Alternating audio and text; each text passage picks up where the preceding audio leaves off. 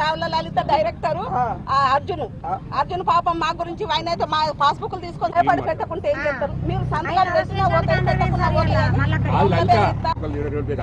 ఒక లీడర్ అంటే వాళ్ళు డైరెక్టర్ అత్తలేరు.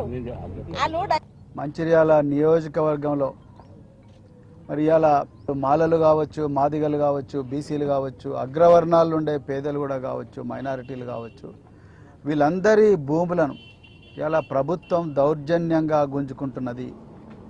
వాళ్ళ ప్రభుత్వం అనేది ఒక రియల్ ఎస్టేట్ కంపెనీగా మారింది. వాళ్ళ తరతరాలుగా వాళ్ళ తల్లిదండ్రుల నుండి ఈరోజు వరకు వారసత్వంగా వచ్చిన భూమి. పెద్దలు దివాకర్ రావు గారు ఎమ్మెల్యేగా ఉన్నప్పుడు మరి ప్రభుత్వ పాలసీ ప్రకారం ఇచ్చిన భూమి ఏదైతే ఉందో ఆ భూమిని దౌర్జన్యంగా ఇవాళ ఇప్పుడు స్థానిక ఎమ్మెల్యే ప్రేమ్ సాగర్ రావు నాయకత్వంలో గుంజుకుంటున్నారు అని మరి పార్టీకి ఇన్ఫర్మేషన్ వచ్చిన వెంటనే మా తెలంగాణ తొలి ముఖ్యమంత్రి అదేవిధంగా కేసీఆర్ గారు, అదేవిధంగా వర్కింగ్ ప్రెసిడెంట్ కేటీఆర్ గారుల ఆదేశాల మేరకు నేను ఇలా మరి నడిపల్లి దివాకర్ రావు గారితో మాట్లాడి ఈరోజు ఇక్కడికి రావడం జరిగింది. తెలంగాణలో రేవంత్ రెడ్డి దౌర్జన్యం ఎంత ఉన్నదో అంతకన్నా 10 రెట్ల దౌర్జన్యం ఇవాళ ఇక్కడ మంచిర్యాలలో ప్రేమ్ సాగర్ రావు దౌర్జన్యం ఉన్నది. జర్నలిస్టులను ఓపెన్గా ధమ్కి ఇచ్చిండు ఆయన. బిడ్డ నేను తలుచుకుంటే మీ పత్రికలను కూడా మూత పడతాయని జర్నలిస్టులను ధమ్కి ఇస్తున్నాడంటే వీళ్ళ కళ్ళు ఎంత నెత్తికెక్కినాయో కండ కావరంతో మాట్లాడుతున్నారో మీరు ఒకసారి ఆలోచించండి. కాంగ్రెస్ నాయకులు బాబాసాహెబ్ అంబేద్కర్ గారు రాజ్యాంగంలో చాలా క్లియర్గా మరి మీడియా అనేది 4th ఎస్టేట్ అని చెప్పడం జరిగింది.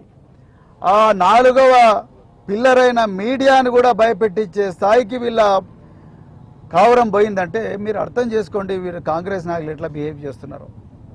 ఇలా ప్రేమ్ సాగర్ రావు గారు ఎమ్మెల్యే అయినప్పటి నుంచి ఈ ప్రాంతంలో ఆయన చేయని దౌర్జన్యం లేదు. ప్రతి ఇంట్లో కూడా ఎందుకన్నా గెలిపించినవరా నాయన వీళ్ళను, కాంగ్రెస్ వాళ్ళను ఈయనను గెలిపించినామని బాధపడతా ఉన్నారు. బాధితులు ఎవరు? మాలలు, మాదిగలు, బీసీలు, వీళ్ళంతా రెక్కాడితే డొక్కాడని కుటుంబాల నుంచి వచ్చిన వాళ్ళు. వ్యవసాయం భూమి లేకపోతే రోడ్ల మీద కూలి చేసుకునేటోళ్ళు వీళ్ళ భూమి గుంజుకుంటాను ప్రేమ్ సాగర్ రావును.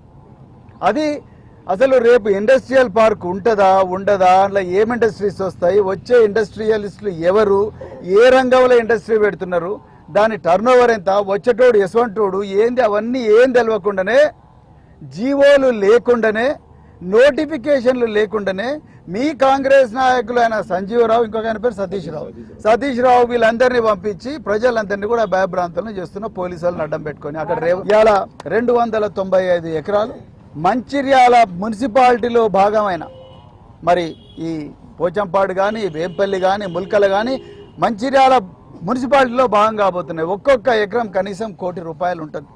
అయ్యా ప్రేమ్ సాగర్ రావు, నీకొక్కనికే ఉండాలి నా చిరాన్ ఫోర్టు, నీకొక్కనికే పవర్ ప్రాజెక్టులు ఉండాలనా, నీ ఒక్కనికే సివిల్ కన్స్ట్రక్షన్ కంపెనీలు ఉండాలనా, మా మాల బిడ్డలకు రావద్దా, మా మాదిగ బిడ్డలకు రావద్దా, బీసీ బిడ్డలకు రావద్దా, సతీష్ రావు మీ అనుచరులైన సతీష్ రావు, సంజీవరావుకే ఉండాలనా అంత ఆస్తి అంతా?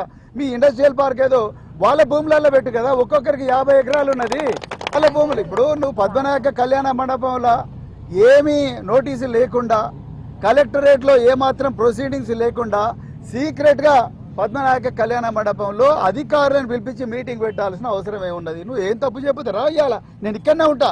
ఆ పద్మనాయక కళ్యాణ మండపంలో పెట్టిన ఈ దొంగ మీటింగ్ ఏదైతుందో వాళ్ళందరినీ తీసుకొని ఇక్కడనే మాట్లాడదాం. నీ చిరాన్ ఫోర్ట్ ఆస్తులు ఎంతున్నాయి, నువ్వు బ్యాంకులను ఎంత గొల్లగొట్టినావు, నువ్వు సాయినాథ్ కన్స్ట్రక్షన్ పెట్టి ఏ స్కూల్ పక్కనుండే లక్సెట్పేట బిల్డింగ్ను ఎంత ఘోరంగా తయారు చేసినావు, ఆనాడు నీ వేదనలకు భరించలేక ఇంజనీర్ ఇట్లా వారిపోయినారు అనేది మొత్తం కూడా బయట పెట్టవచ్చు. వాళ్ళ అనుచరులు ఉన్నారుగా ఆజిపూర్ల కాంగ్రెస్ నాయకులు, వాళ్ళ భూములు గుంజుకోండి, వాళ్ళ భూములలో పెట్టుర్రి, వాళ్ళకు కూడా 13 లక్షల కంపెన్సేషన్ మరి వాళ్ళ ప్రైవేట్ భూములు కూడా గుంజుకో కదా. వీళ్ళే అగ్వకు దొరికిండ్రు. వీళ్ళు వెనక ఎవరు లేరు అనుకుంటున్నావు, వీళ్ళ వెనక కేటీఆర్ ఉన్నారు, కేసీఆర్ ఉన్నారు బిడ్డ. వీళ్ళ వెనక మొత్తం తెలంగాణ సమాజం ఉన్నది. నేను కలెక్టర్లకు మళ్ళీ ఒకసారి చెప్తున్నా, లగచర్లలో పేద ప్రజల ఆగ్రహానికి అధికార యంత్రాంగం గురైంది.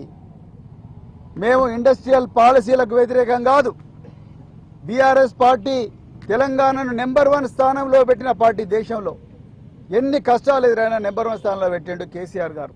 మేము ఇండస్ట్రియల్ పాలసీలకు వ్యతిరేకం కాదు. అర్జున్ ఎందుకు అరెస్ట్ చేసిండు మీరు?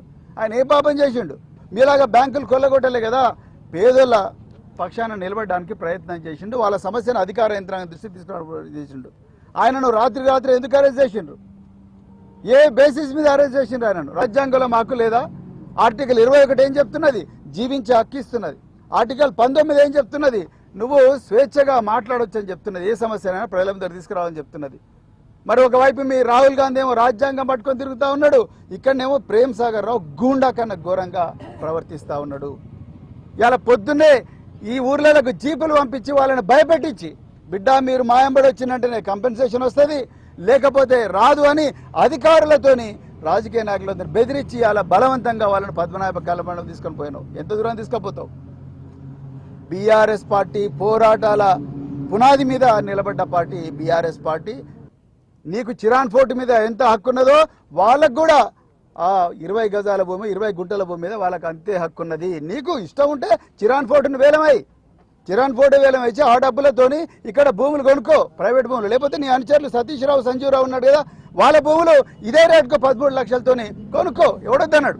ముందు నీ భూములు కొనుక్కో. నీ కుంటలో ఉన్న నీ ఇంటి సంగతి ఏంటి అసలు? మరి ఊరంతా కూడా వస్తుంది హైడ్రా అంటున్నారు. మరి మంచిర్యాలకు వచ్చి ప్రేమ్ సాగర్ వీళ్ళని చూడండి హైడ్రా. నీకు హైదరాబాద్లో ఉండే అది కూడా హుసేన్ సాగర్లోనే ఉన్నది. అందుకొరకే నేను మళ్ళీ చెప్తున్నా, కాంగ్రెస్ ప్రభుత్వం ఘోరంగా మాఫియా ప్రభుత్వం, ఇలా పేద ప్రజల నోటికాడ కూడి తీసే ప్రభుత్వం. రేవంత్ రెడ్డి లగచర్లలో అదే పని చేసిండు. అక్కడున్న ప్రజలందరూ కూడా, మరి ముఖ్యంగా గిరిజన బిడ్డలు పోరాటం చేసినందుకు ఇలా రేవంత్ రెడ్డి వెనకకి తగ్గిండు. అక్కడ రాజ్యాంగేతర శక్తులనే